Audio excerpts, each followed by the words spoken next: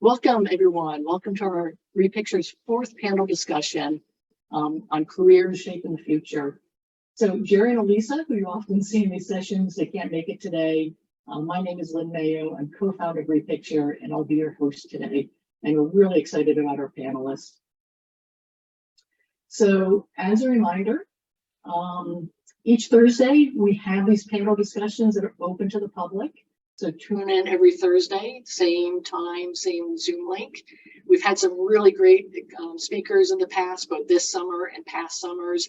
You can find all of our recordings on our YouTube channel, the Repicture YouTube channel, so please be sure to check that out. And this week, we're actually talking about careers in semiconductors. I'm really excited about that. We just had some great conversations. I think you're all going to be really interested in what Michel has to say. And then next week, we do our final panelists on aviation careers. But I hope you all join us on July 28th, same time on Thursday. And you're not going to want to miss this because this is where our students are going to give presentations about STEM projects that they're interested in and they've researched. This is open to the public, so we welcome all of you for the last two sessions. Again, I think you're really going to enjoy the aviation talk as well as hearing what our students have learned about different STEM projects. So as a reminder, you can learn more about our panelists by going to the Repicture platform. All of our panelists just have really valuable information, really good insights, and we really appreciate them taking the time to talk to us. So if you want to find out more about them, you can basically go to our Repicture platform and learn more about them. So for those students that have been in our 6-week program, can't believe we only have 2 weeks left after this week. And for context, maybe we're talking to Michel a little more about the program, but just a little more in that our students have been participating for the last 4 weeks. Every Tuesday and Thursdays, we have a skills workshop where they learn a skill that's going to be important for their career. And then they do an assignment that is related to that career. And they submit that assignment and it becomes part of the Repicture portfolio. This week, we've been talking about resumes, cover letters, and job interviews. Next week, we actually dive into creating and giving presentations. And so for our students, you should have gotten an email from us yesterday about a really unique opportunity this coming Monday that hope you can join us. It'll be during the regular office hours from same time, 1 to 2 Pacific, 4 to 5 Eastern. But we're partnering with Mission Bid. And Mission Bid is going to give a workshop on roles in technology and different career paths. So I really encourage you all. I know some of you are in computer science, some of you are interested in tech. It's really going to be a great discussion. So we encourage you to attend on Monday on this special session. Because it is a little special session, you need to actually sign up to attend. So in the announcement that we sent yesterday, there's actually a sign up, and then on Monday, we'll send you that Zoom link for that session. For those of you I know, first of all, hi for the people that I can't attend it in person. I know none of you are watching this as a recording. If you can't attend Monday, still sign up. And by signing up, we'll know to send you the link to the recording. But only those people that sign up are going to get access to the recording. So please sign up and come with your questions about tech careers. And so final announcement is we will be talking about the award winners. We'll actually announce this week's award winners on Instagram tomorrow. So be sure to check out Instagram and see who won the awards this week. We had some really good projects. It's so hard for us to make the decisions because they're really good projects. So appreciate everyone who submitted their work for an award. And also remember that if you're a student and you're sent an email because you submitted a project, remember to vote for your People's Choice Award. Who do you think should win that? So please vote by the end of today. And the last thing is, for those who signed up to do a team project, we're doing team projects again next week. And you'll hear from your liaison on either today or tomorrow about who your team is for next week. And so last thing, just for a little context for our guest speaker, is these students have been doing great work. Every week they're submitting something, an assignment, and that assignment is really helping them build their Repicture profile portfolio. They're researching STEM projects. They're writing up summaries of these projects. They're digging a little deeper to help them kind of understand their interests. And they put it on Repicture, which becomes part of their Repicture profile portfolio. And we've had several past students, actually a number of them talked to us yesterday about how they've used their Repicture portfolio to actually get a job or get an internship, get admission to university, or even a special STEM program. So yeah, these students are excited to hear from you today, but they've been working hard these last 4 weeks, really building the experience that they can show in STEM. So with that, I want to turn it to Mose, who will introduce our speaker. So Michel is a new dear friend who basically you guys gonna add to your network. He come with a great experience in the semiconductors and the technology industry, from microprocessors and AI development as well. And basically in a departure from our usual introduction, because of his background and where he worked for and the sensitivity of his background, I'm going to leave it to him to basically start by introducing his background and his history before we start our interview today. So Michel, I'm going to hand the mic to you. Please tell us a little bit about your background and your work history as well. Lynn, Mose, thank you for the introduction. Everybody, really glad to be here. It's a pleasure, and it's very exciting to see that there are so many people interested in STEM. It's essential. My background is in STEM. So I went to a French high school. It was very competitive. At that point, you had to decide in 9th grade what topic you wanted to study in college, which was not a good system, but as a result, I ended up having a very good foundation in STEM. I had a degree I have 2 degrees in electrical engineering. I dropped out of the PhD program for various reasons, and ended up initially working in industry. My very first job was for a company that made a very high performance, high reliability microchip for the banking industry. And so if you think about your conventional processor that you have in your laptop or on your phone, every now and then your laptop or phone crashes. This was a type of processor that once you turn on a computer with that sort of chip, it had to stay up for 7 years. No matter what happens, it could never crash. And so those are the types of chips that are used in the banking industry, for instance. And that's what our entire economy rests upon. So I did that for a few years. I was the youngest person in the company at the time. The next person older after me was more than twice my age. So it was very challenging. I had to work Saturdays and Sundays. Didn't have to, but that was really the only way to catch up. And so it was a great experience, and that allowed me in the span of 2-3 years to leap ahead of folks that maybe had twice or 3 times the amount of experience. And so that was a big inspiration for me. From there, I've always been curious, and I've always wanted to do what I don't know how to do and what I didn't understand. And so understanding microchips was the beginning of things. I wanted to understand everything before and everything after. And so a microchip is fundamentally the most important thing we might have here in the world, whether we realize it or not. The microchip is what allows us to transform data into information, and information is everything, right? Whether you're in social media, whether you drive a car, if any of you have driver's licenses yet, anything, you play video games, that's information that's essentially being generated or processed by microelectronics. Being able to control the way data gets transformed into information is really critical. So that's what I've always been passionate about. We all hear about AI and machine learning and things along those lines, right? Where the whole purpose behind all of that is to glean more insight into data. We're trying to eke out some trends, some identifying features, some outlier events out of information. And so the better our microelectronics are, the better the chances we have into producing something along those lines. Anyway, I digress. From there, I worked in industry for a few more years, and eventually transitioned to what I thought would be even more challenging, which is I worked on Darpa projects. So Darpa is this research agency for the US government that typically looks at problems that are 10, 15, 20 years out. And so that allowed me to really get into the core fundamentals of how microelectronics work and what some of the problems that are coming down the path.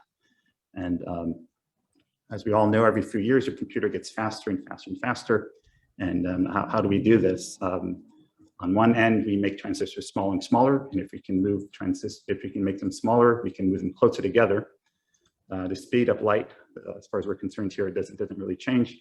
And so if you can make transistors smaller and move them closer together, you can compute more quickly. So that's great. If you have more transistors, you can move faster, but there are some downsides to that. For instance, you've all seen the James Webb telescope, right? That's been out there. So there's a lot of interest in space.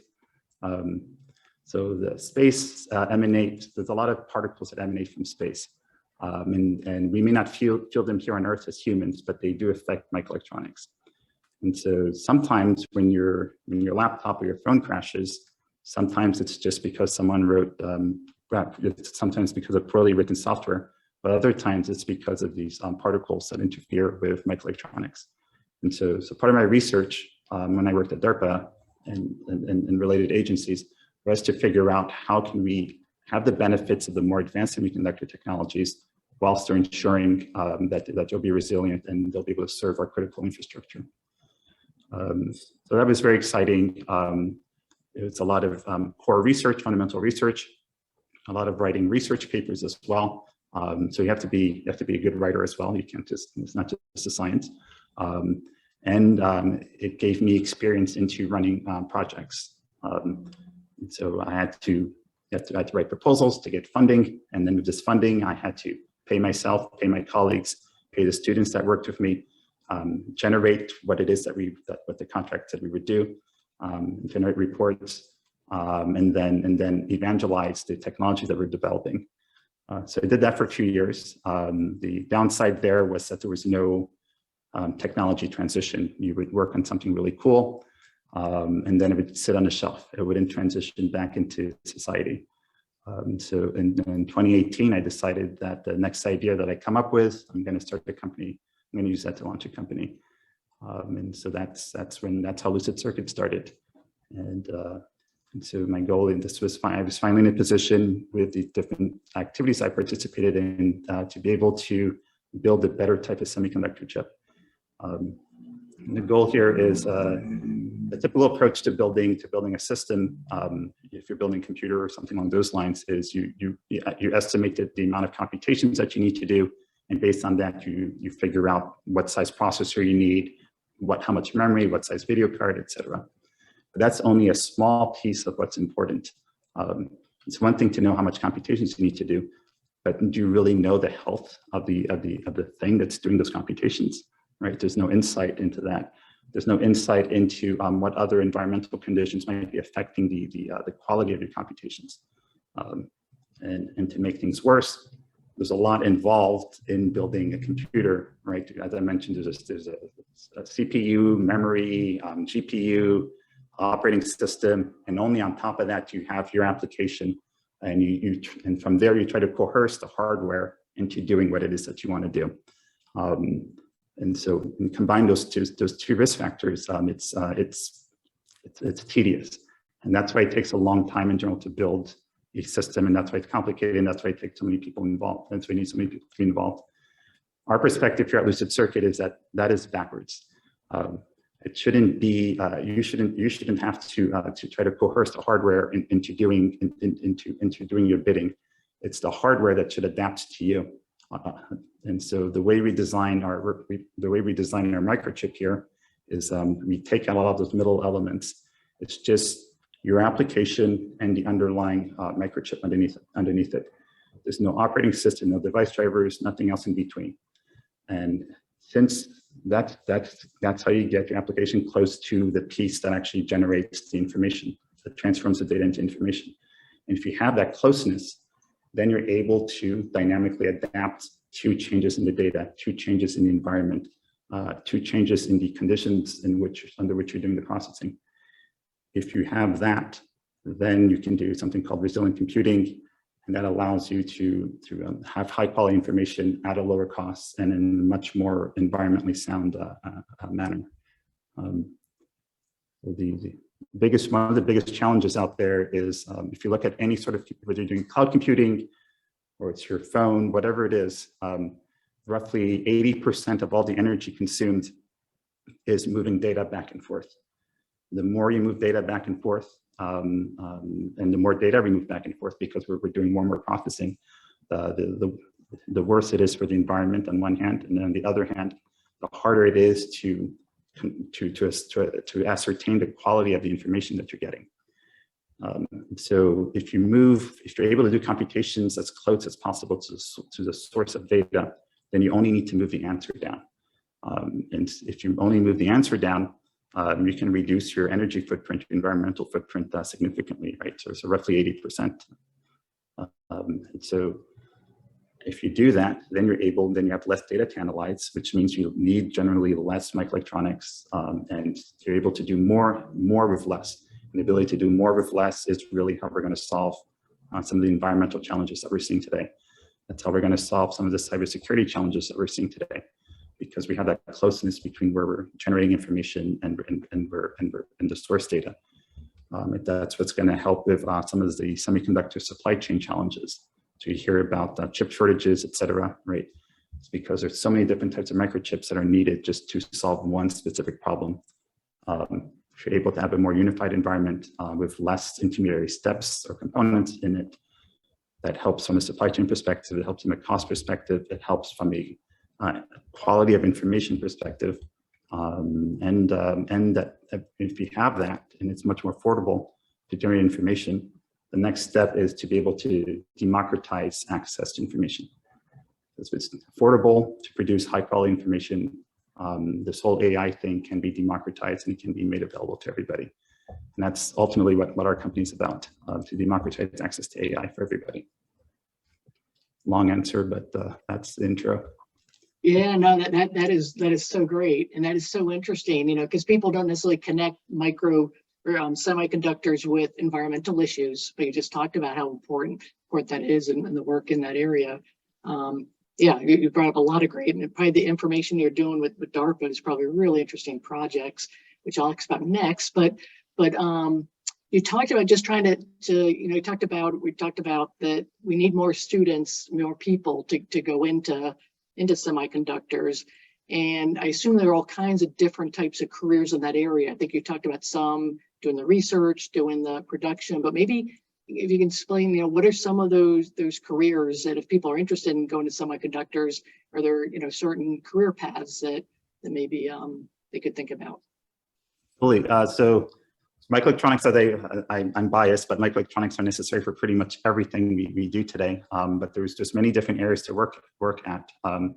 Everyone's familiar with apps, right? So an app really is a way to translate languages, is to translate your intent into something that can be interpreted by the microchip underneath it, right? There's typically other layers. The layer underneath that would be a sort of operating system sort of layer. And that's how you translate the human understandable language into something the computer might understand. And having a good understanding of just general programming, even if it's just scripting, is important. And then having an understanding of how an operating system operates, that's the first deep insight that one can have into how a semiconductor chip may function. Because you need to understand, that allows you to have visibility into how the microchip receives instructions. Beneath that is just logic games. Everyone plays logic games for fun, right? We all like brain teasers, but that's all really a microchip is at the end of the day.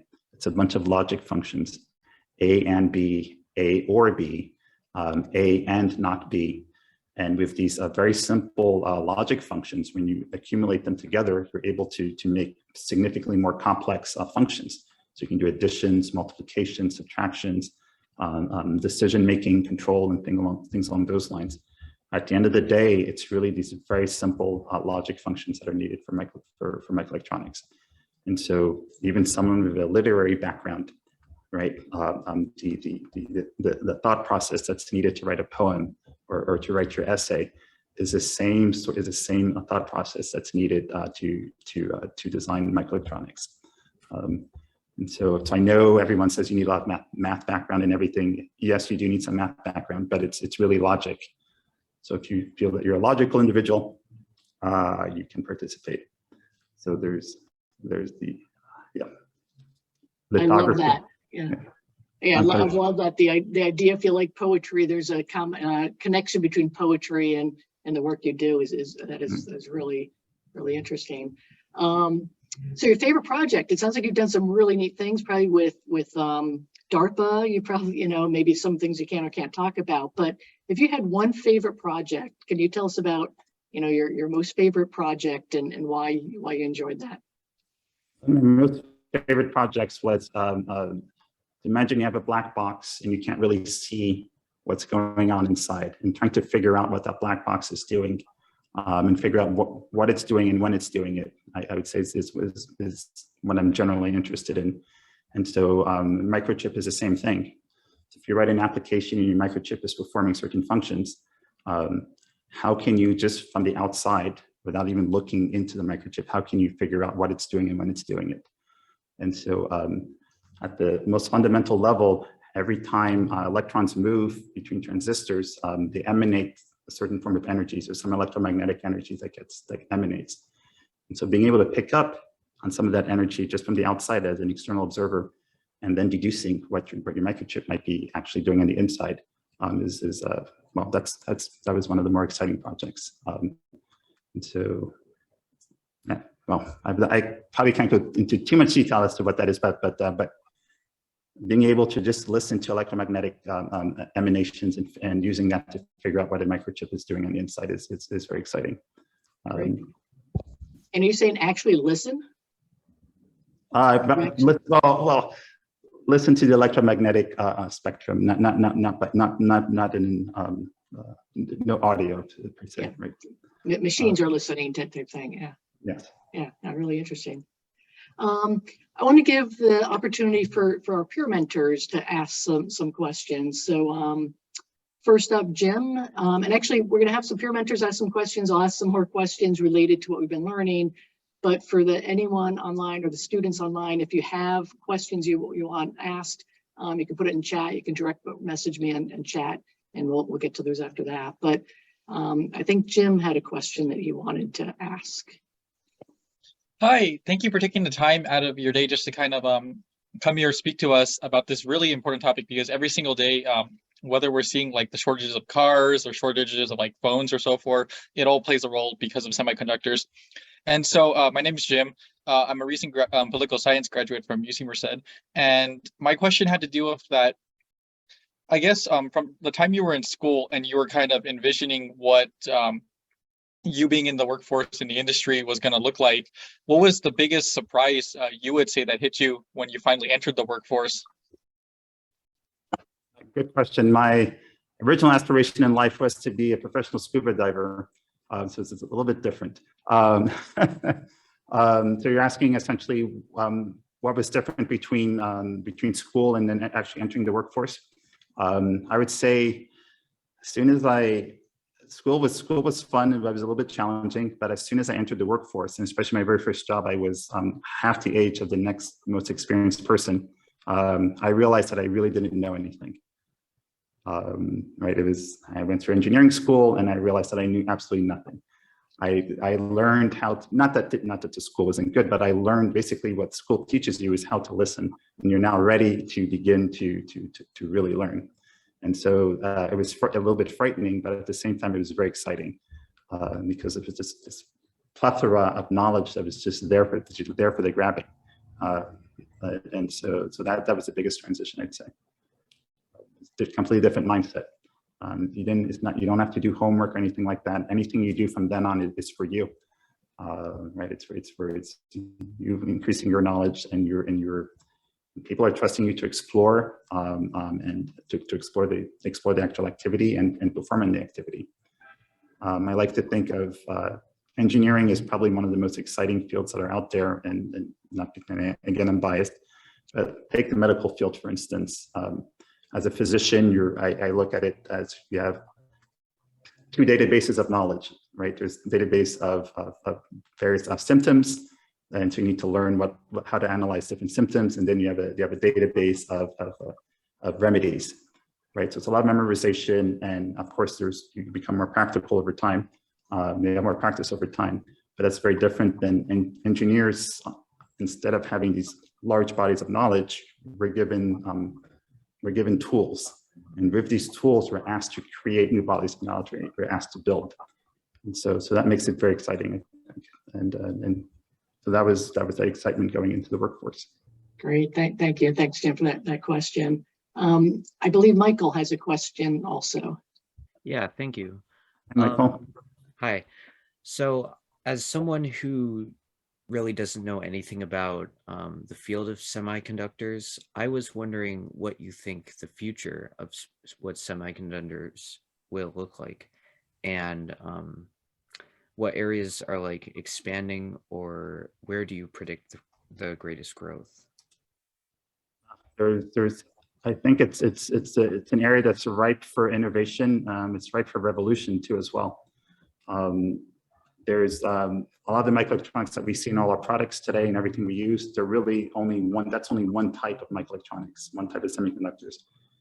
There's many different other types that we maybe don't hear about as much, that may have better performance or more capabilities that we don't hear about.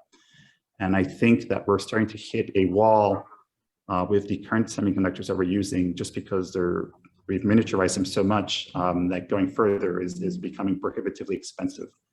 And so this is a great opportunity for some of the other capabilities that have many other sorts of features that we don't really talk about as much to mature a lot more. And so this is actually the best time to enter the microelectronics or semiconductor field. There's right now, if you open up your iPhone, if you're not afraid of voiding your warranty, you'll notice that there's many different types of microchips in it. There's one that deals with transmitting and receiving wirelessly, right? There's a separate chip that deals with some of the AI features that you may see in the camera. There's a separate chip that perhaps deals with the signal, the GPU sort of function, and then there's a regular processing. So those are some of those chips have different type of properties, and with some of the new semiconductor technologies that are coming out, it's going to become possible to do a lot of these different types of functions within the same semiconductor technology. So I'm pretty excited about the future there. Great, yeah, a lot changing there. Thank you. Abdullah wanted to ask a question. And Abdullah, you need to unmute yourself. Okay. While Abdullah is getting his question ready, Anna asked a question. Anna's question is, do you do any work with quantum particles in semiconductors? I think inherently we all do, whether we realize it or not. As we all know, being able to prove that we can identify quantum phenomena is an active field of research. But there are quite a few experiments that we can do with conventional semiconductors that relate to that field. We think of conventional semiconductors as ones and zeros, but in reality, there are gradients. Nothing's exactly 1 or 0. No two transistors are exactly the same, right? And so from the moment you have some, these are manufacturing variations, right? And so from that, you can start to explore some quantum phenomena potentially. Great, thank you. Can I follow up with, I guess? Sure. Yes, please. Okay, yeah, sorry. So basically, in one of my physical chemistry classes, we were talking about the use of quantum dots and carbon nanodots and those kinds of things for, semiconductors and that kind of use. And I guess that's kind of where I was wondering, and a lot of the work that we were doing in class, or some of the projects that we wound up doing, was like ways to make that like a cheaper option when, using them for other products as well. We kind of focused on like the luminescence side of things instead of the electron passing capabilities of that kind of thing. But I guess that's kind of I agree. Yes, photonics. yes, being able to go from working in non-conventional, yes, being able to look at photons is that's the place to go, I think, for anything in the quantum and post-quantum field. The problem is there's the engineering problem of being able to go from electrical signals to light signals, and being able to, that's really where the challenge is right now, since we can't directly program in photonics, a little bit, but not completely yet. And for that, we're going to need different types of semiconductors. Right. So. Great, thanks. Thanks, Anna, for your question. I think Lindsay has a question. Yeah, so I admittedly also don't know much about semiconductors, but what advice do you have for someone interested in or planning to work on semiconductors, and what should they do to prepare themselves to be successful? I would say being really good at math is super important. So taking as much advanced math as you can, and people may disagree with me here, but being really good at writing. I believe those are complementary capabilities that I found to be essential. And being brave. That's really what it is at the end of the day. Things are hard. It's not about falling down. We shouldn't be afraid of falling down. It's about getting up, and in the face of challenges, to just persevere. Would you say if there's a specific math course or subject that you've used the most? Being able to do linear algebra, I would say, is very important. Differential equations, partial differential equations, very, very important. Transforms, so Fourier, wavelet, that sort of stuff. If you have that, yes, if you're in number theory, of course, it's important. So Galois field theory is important, yeah. But those are things that, I hate to say it, I don't feel that our current education system pushes that as much. Maybe the linear algebra, perhaps, but a lot of these other things, self-study is the way to go. That's mathematics is the one field where you can pick up a book and just learn on your own. I think. But yes, if you're a high school student trying to do a little bit of linear algebra, I would say it's very important. Being able to do a little bit of transforms. So Laplace or Fourier transforms, learning a little bit about that, and then the rest is easy. You can pick up the rest, I think, along the way, and playing little math games. So some of the number theory stuff. Aristotle's Thief, like things along those lines, with the little games that we learn as kids that we don't even realize that we know, and that is actually very advanced mathematics that we just don't realize. And the rest will be easy. Great, thanks. And I love, when people ask, I know I asked when I went to school, why do I have to learn differential equations? So here's a great example of how you would use that. And I also love that you say writing is important. That kind of stresses what we were saying earlier in this program. So can you just give a couple examples of how you've used writing in your career? Writing is actually, it's been more important for myself in many ways. So we all think, oh, we need to write a report, we need to do X, Y, and Z. And by the way, let me preface this with Lynn has not coached me on, she didn't let me know that she's told everyone that writing is important. But from my perspective, writing it keeps me honest with myself. So one of the most important aspects of being a scientist or being an engineer is you need to have integrity. And when I mean integrity, is your integrity towards yourself. Just because maybe you're tinkering in the lab and you find something that's really exciting, and you need to be able to compartmentalize your emotional side with your intellectual and analytical side. And so writing helps you. You take notes of what you found, and you describe what you've seen. And if you're able to convey it in writing in a clear manner, such that someone that is not familiar with your field, they can read what you wrote and understand what you're doing, then that means you've been intellectually honest with yourself.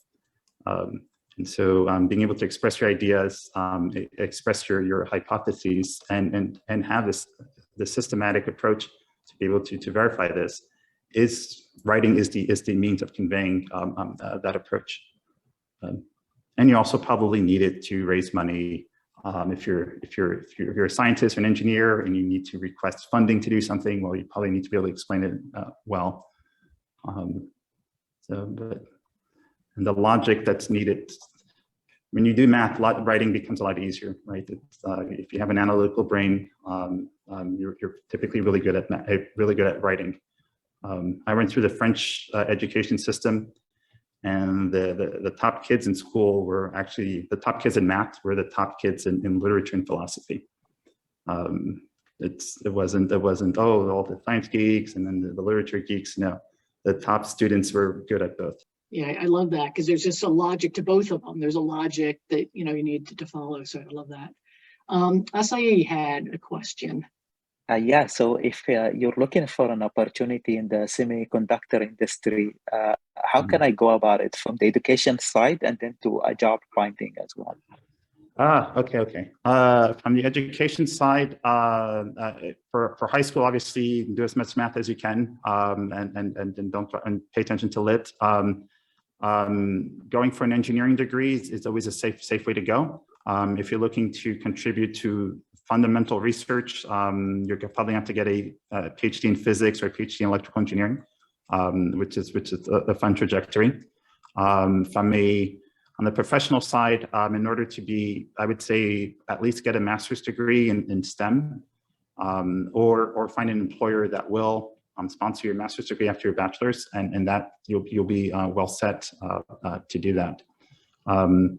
There is the challenge is a lot of the semiconductor development is done by large organizations, and so the problem there is you're just a cog in a bigger machine, and that makes it not as exciting. So going after small organizations or applied research organizations. So a lot of schools, for instance, USC has the Information Sciences Institute, right? There's HRL out here in Malibu. If you go to Berkeley, it's pretty much in California. A lot of the schools have applied research organizations, and so as a student, participating in those organizations is the best possible way, I think, to get into the semiconductor field.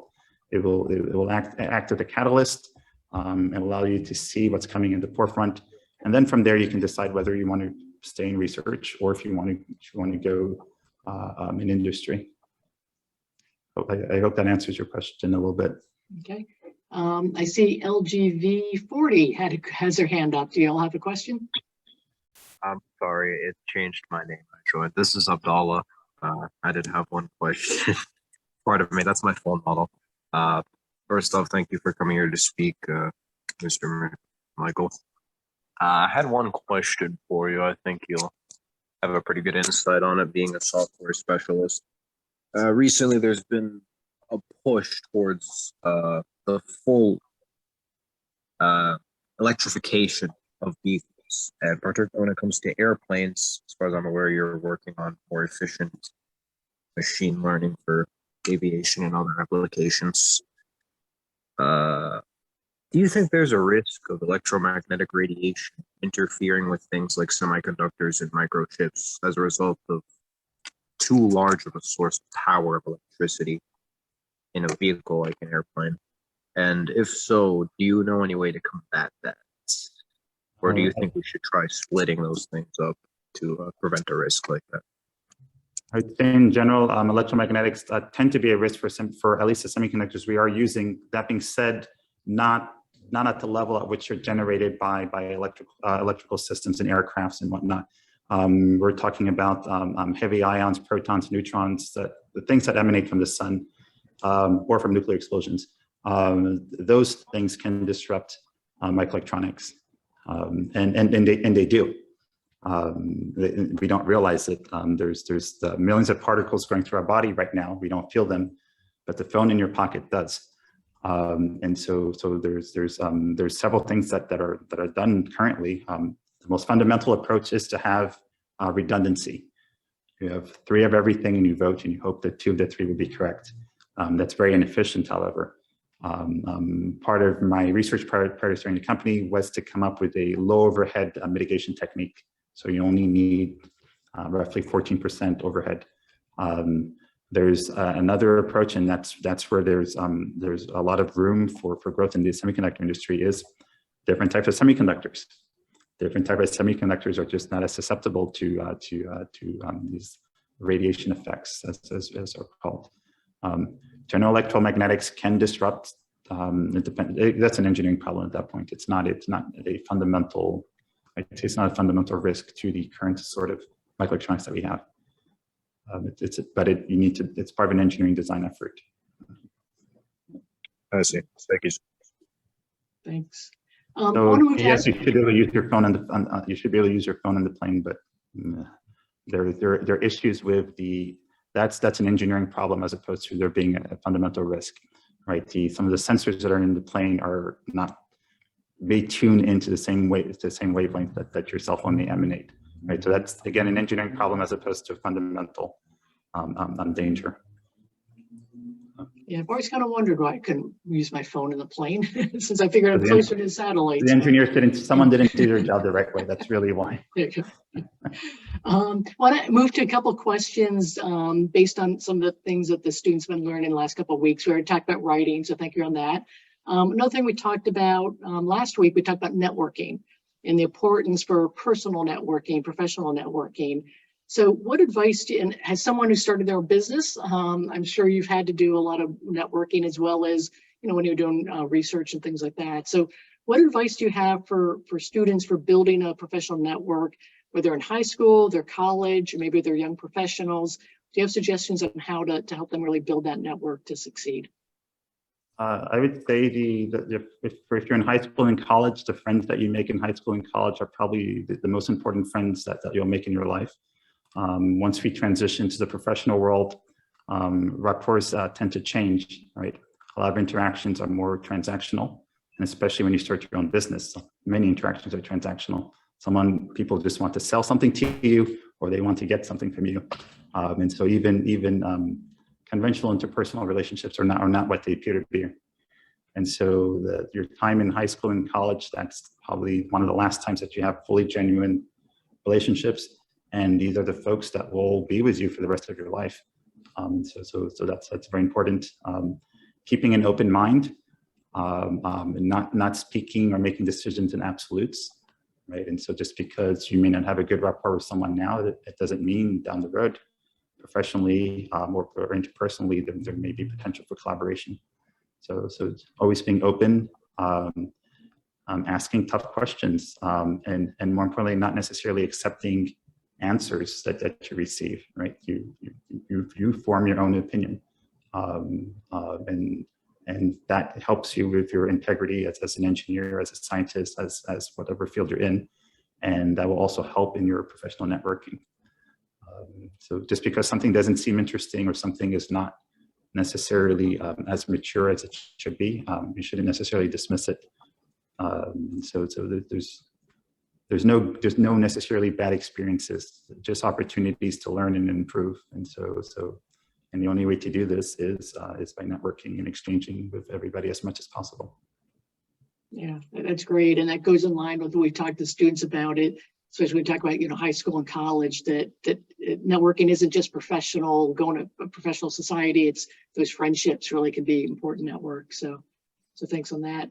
Another question, and this, I'm not sure as an engineer if you've ever thought about your personal brand, but one of the things we talked about students is thinking about, how they want to be perceived. So have you thought about your personal brand, and is it kind of how you want to be perceived?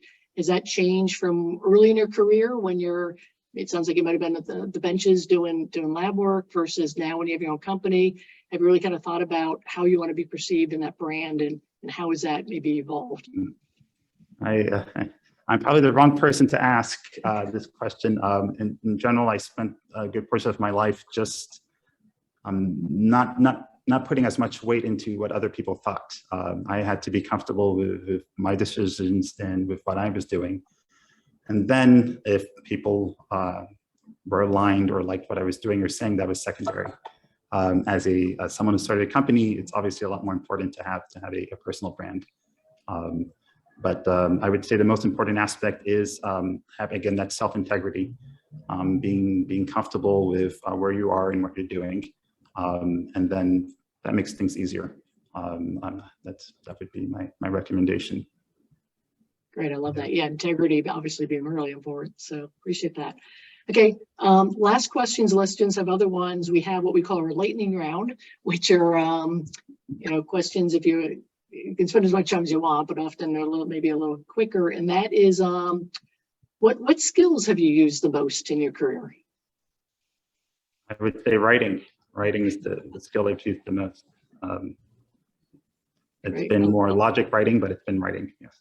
Yeah, love it. We also like to know about the personal side of people. So the question is, can you tell us about your hobbies? I'm assuming scuba diving is going to be one of them, or I'm hoping you're able to do some scuba diving, but what are your hobbies? What do you like to do for fun? Scuba diving, I like a lot of individual sports, so endurance running, endurance cycling, martial arts a little bit.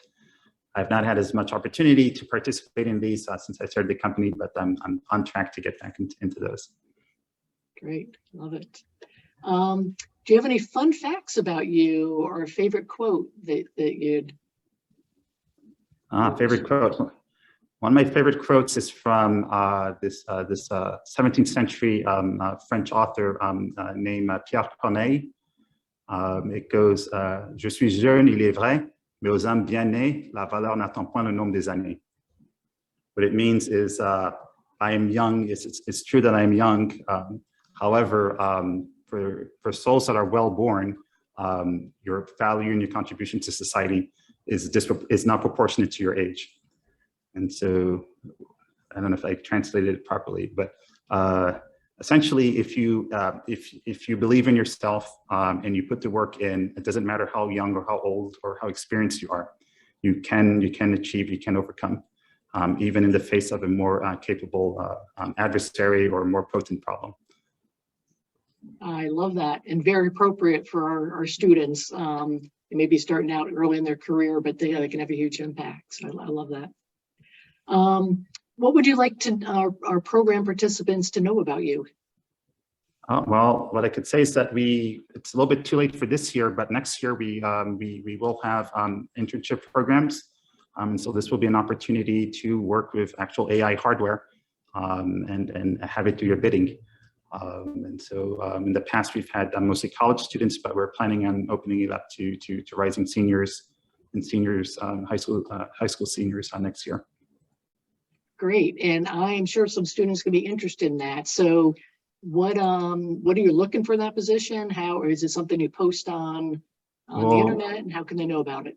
We will probably post, I mean, we'll obviously coordinate with you, Lynn, but we'll make sure to post. Yes, we'll look for people that are interested, that have a good STEM background or that want to see the more applied side of STEM. That was the one thing I hated in high school, is we were told you had to learn this, but you didn't really know how it was going to be used, and the teachers didn't know how it was going to be used. And so this hopefully will be an opportunity to apply this linear algebra, all the geometry that you're using. You'll actually get to see how essential it is to pretty much everything. That's great. No, thanks for letting our people know. Is that certain location, or it's virtual? Oh, we're based in Santa Monica. This would be a hands-on. Yes, you can program, but you can learn how to program anywhere. But being able to program and then see the hardware do what you want it to do, I think that's more impactful, and being able to play with lab tools. And well, I think that's the best experience I would have loved to have had that when I was in high school. Yeah, no, I agree. And I think probably for all internships, if students are able to get them in person, it's just, I think, really valuable to be able to, even it's just the interaction you have day to day. Granted, it can't always happen, but yeah, I think in-person internships are great. So what kind of skills, one of the things we talked about yesterday was people understanding what skills, what experience people are looking for. So when they do their resume, they make sure they target it correctly. So what kind of skills or experience are you looking for in that position? In general, having some applied experience.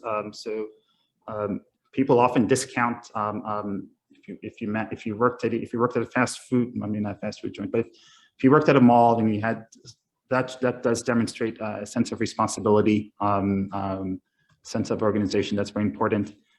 aiming to have an applied applied experience in your field that I think is essential. Just being able to, if you're into scripting or programming, right? There are tons of open source projects, and even as a high school student, you can contribute in a small way. Having something on GitLab, right, where you post a little snippet of code. So familiarizing yourself with a scripting language. So learn Python, learn Ruby. If you're feeling frisky, learn Rust. Right, learn a programming language, and becoming familiar with something like that is no matter what field you end up in, it'll be very useful.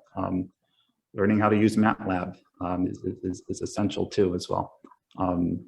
Those are the sorts, that's a little bit, someone who's explored some of that. And we don't expect anyone to be a subject matter expert. But at the same time, the folks that in our case, the folks that will be working with us during these internships will be working on real problems. These are not toy problems, these are real problems. This is to backstop the engineers who are overwhelmed right now since there's too much work. And the goal is we've had quite a few people come through. This year we just didn't have the time to do it, but we've had quite a few people come through and they've gone on to pretty good careers, I'd say. Yeah, it's a great opportunity. And if people check out your website, and we'll make sure we give people access to your website. The website is going through renovation right now. We've been in more or less stealth mode, but we will be changing our website in the next 4 to 6 weeks here. Yeah, but you're still, it shows what you have on there. You're doing some really interesting work. I mean, so it's really a really interesting opportunity. Okay, last question is, what is your top career advice for students? I know the world is scary right now, but don't despair, don't be afraid. We're actually, I think we're at a transition point right now. And so when something becomes hard, that's an indication that you're almost there. So double down. Something becomes hard, just double down. Don't give up on anything. That would be my #1 piece of advice. That is great advice and a great way to end this session. Thank you so much. I mean, this was really interesting. I learned a lot.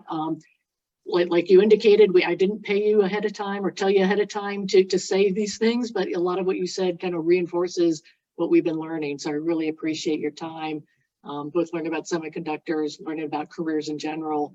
It's really been really valuable. So I very much appreciate it.